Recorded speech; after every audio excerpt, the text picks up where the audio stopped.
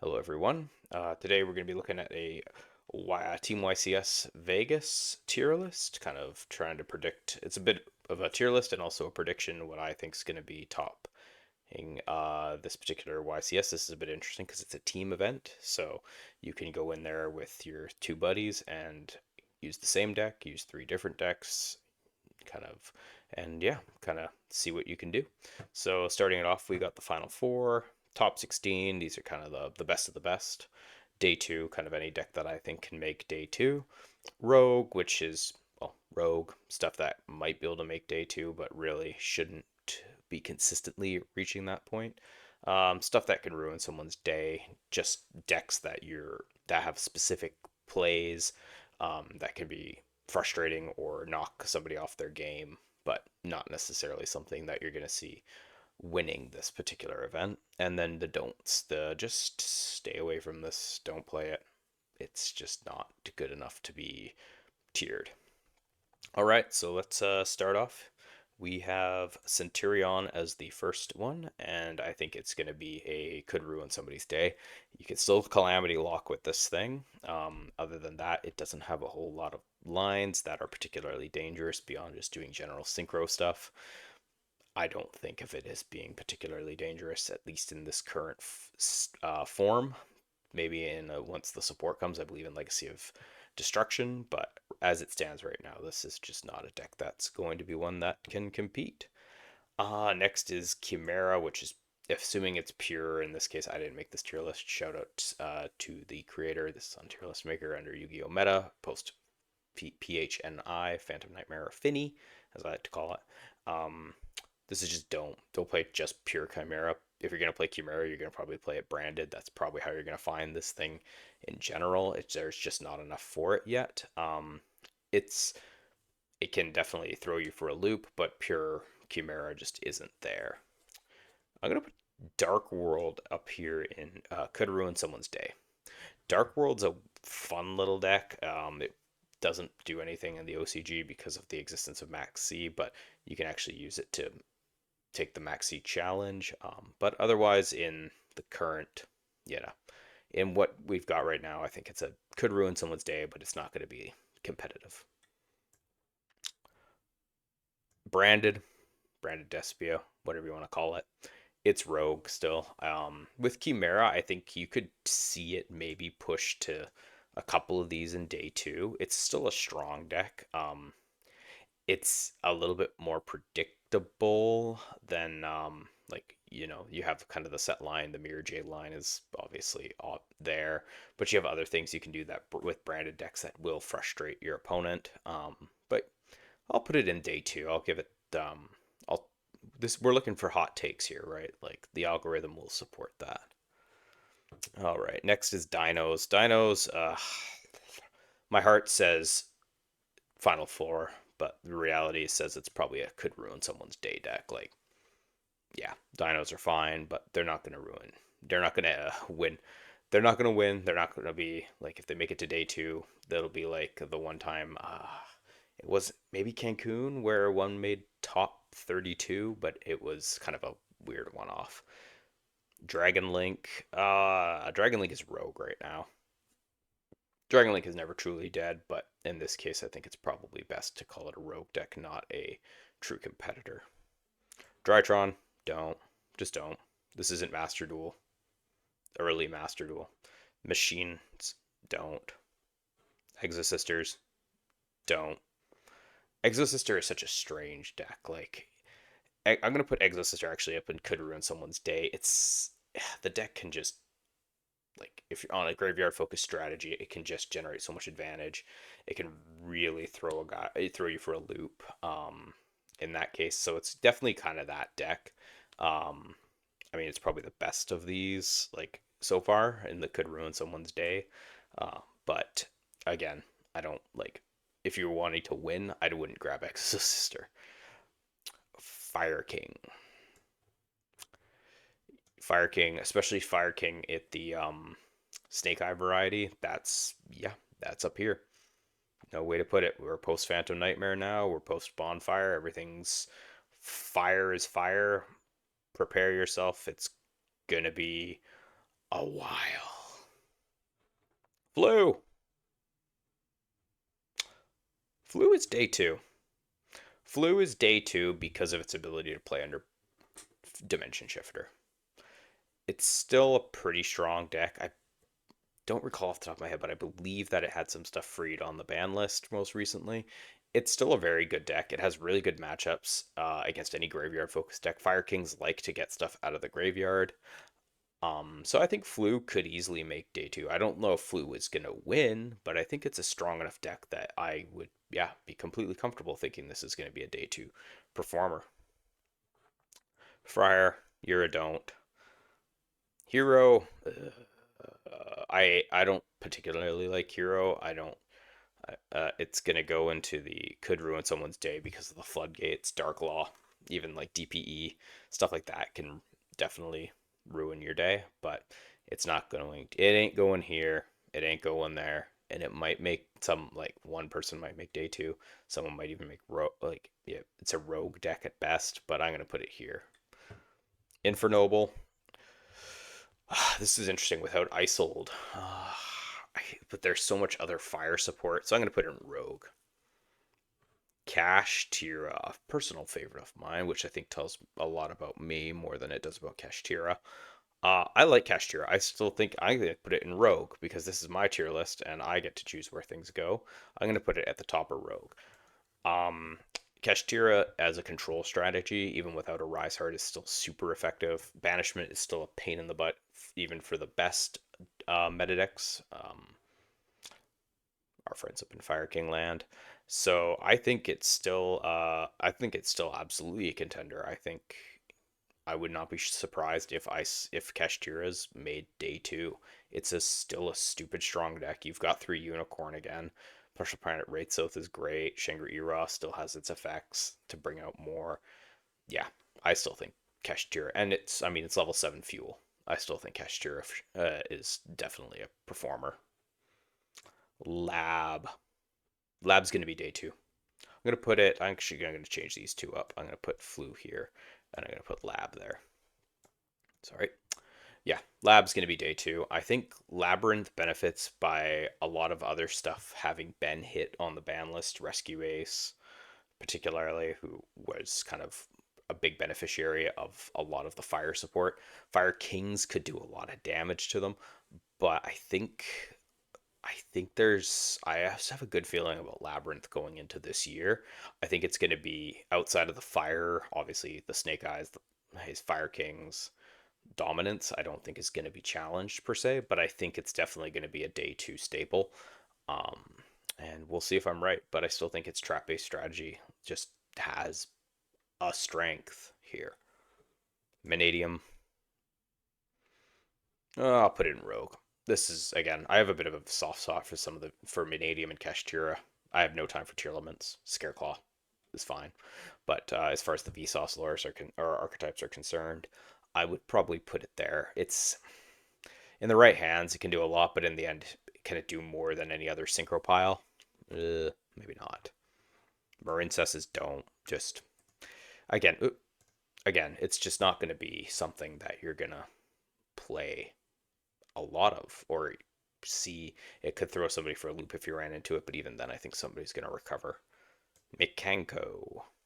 I can put Mikanko in Rogue. I'm going to put it ahead of Vanadium, but behind everybody else in Rogue. Mikanko's like, when you don't have the out for Mikanko, it's a giant pain in the butt. That's the easiest way to describe playing against Mikanko. It also has benefited from the fact that it hasn't been hit on the ban list, whereas everything else that was good before Phantom Nightmare has been. We also have not had an event other than the remote YCS, which was run by Tearlament Horus, to really say like, oh, what's actually going to be good here. So, and I think Makonko, like somebody could go in there with like Makonko and just a couple of lucky matchups, and you could easily see this thing be a day two deck where people just get thrown for that loop. It yeah, it can be tough to deal with. Orchestras don't bother. Plunder Patrols don't bother. Pearly. This is probably the one that I have the hardest time with. I like Pearly. I think it's really strong still. Noir, you're starting to really see those spell limits kind of and semi limits start to chip away at it. It's just not as consistent as it was. It's still a very good deck, but it's complicated. It's not great for time rules. I'll throw it at the top of Rogue. Move Keshtir out of the way there. I'm going to put Pearly there.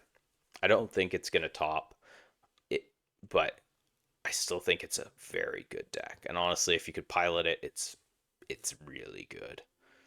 Race. This is another one. All the Amazing Defenders ones are tough. I'm going to put Rescue Ace in top 16. I don't think the Lifter hit was enough to kill this deck. It did hit its consistency, but now you have Poplar is legal, Snake Eye Poplar, and you have everything else, Snake Eye and Diabellstar related, also available. Um, so I still think Rescue Ace has, and Rescue Ace has synergy with Fire Kings. You have synergy with Ponix. You have synergy with Garunix. I don't see any reason why Rescue Ace can't be a top contender at this YCS. Rika. I don't know if Jess is playing this. Rika's a rogue deck. I'll put it in the middle of rogue, right in between Infernoble and Dragon Link. Runic. If Joshua Smith is piloting it, it's up here. If anyone else is piloting it, it's probably here. Probably here. Here for Runic. Again, Runic benefits from its matchups. Runic benefits from what it's mixed with. It's like Runic Stun would be something that's like, oh, this could just ruin someone's day. But Runic in general is like it's a beneficiary of what it's played with. Salamangreat, just probably don't. My heart says, again, my heart speaks to Salamangreat and it wants it to be better, but I really just don't think it's there. Voiceless Voice is rogue. I don't know enough about Voiceless Voice yet. It's still pretty new. I've only tested it once or twice so far, but and I don't think there's going to be enough. It's one of those things that there's not enough exposure in the TCG to it yet that people could get thrown for a loop by it and not be prepared, or they could just be like, this is just, I don't know how to pilot it, and people could just kind of like end up misplaying and flopping into it. There's only, what, not even 2 full weeks until this YCS, and technically Phantom Nightmare's not even out yet. Sky Striker. I don't like Sky Striker. Snake Eye. Honestly, this could be like, we could make our own little, you know what? Let's see. Add a row above. Snake Eye / Diabellstar. Doesn't really fit. I'll just call it D-Star. But this is, let's see, let's change the color here. Let's go pink. That's nice. Yeah, that's nice.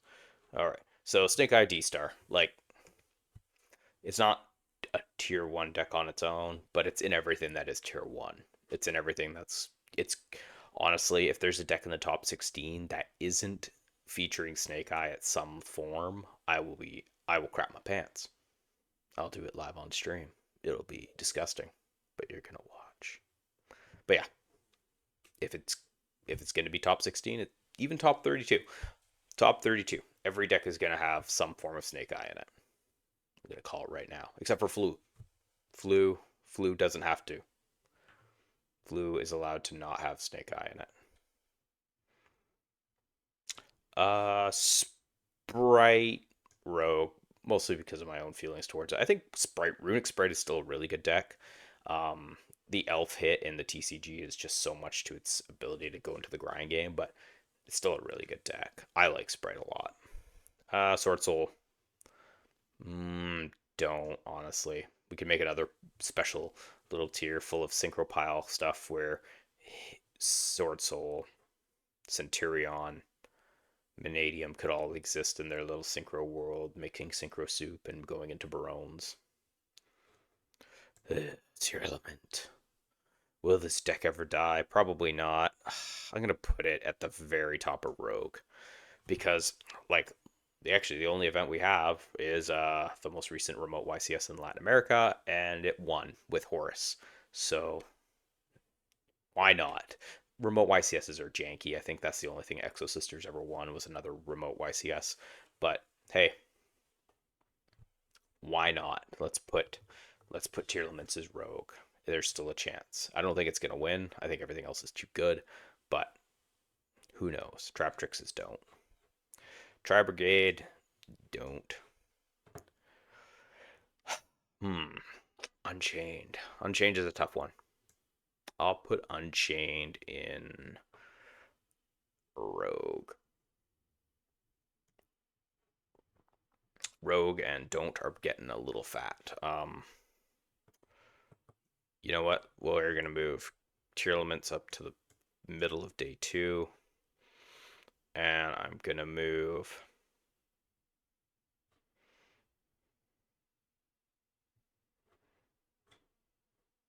Yeah, no, I'm fine with that. I just needed to adjust this because I didn't like how it looked. But yeah, that's fine. Vanquish Soul, it's day 2. It's low end at day 2. Vanquish Soul is good. The Agoff support was really good for it. It's just whether or not it can get the right matchups. Fenrir still being at 3 in the TCG does help it a lot. It gives it an Earth monster, or an extra one, a different form of removal. With the banishment from Fenrir, I think it's day 2. I would not be surprised to see this make top 32. Not top 16, but top 32. Virtual World don't, and Volcanics don't.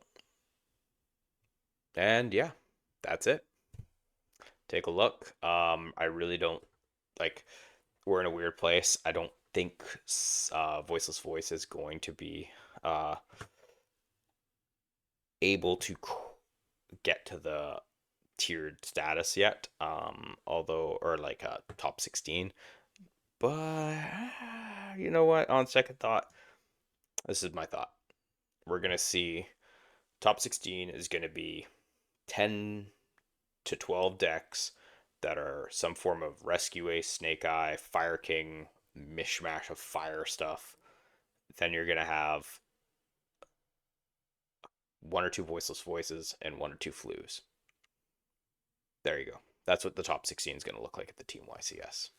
And yeah, cool. Don't forget to like and subscribe. Please support the channel. It's not very good, but I appreciate your time anyway. Thanks. Have a good one. Bye.